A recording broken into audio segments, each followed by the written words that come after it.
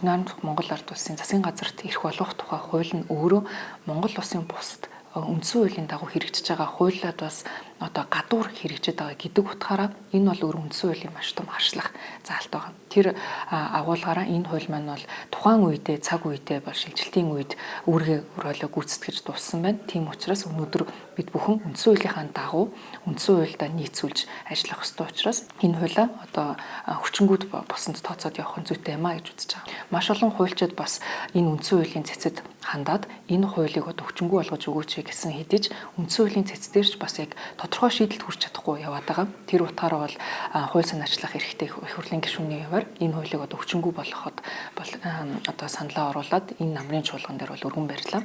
Үндсэндээ энэ хууль хүчингү болсноороо ямар засаг руу шилжих вэ гэхэд бид бүхэн засаглалын ойлгомжтой тодорхой байдал руу шилжинэ. Тэгэхээр төрийн өмч компаниуд ч тэр за нээлттэй хувьцаат компаниуд бүр хувийн компаниуд дээрч гисэн Монгол улс бол одоо компани тухай хууль за тэгээд одоо төрийн удирдлагын тухай маш олон одоо зүйл заалтаа зохицуултууд нь хийгдчихсэн энэ зүйлээ яг процессын дагуу хийгээд төрийн хяналтыг болон процессыг давхардалгүйгээр дээрээс нь зөв зохистойгоор хуулийн дагуу хэрэгжих боломж нь гарна.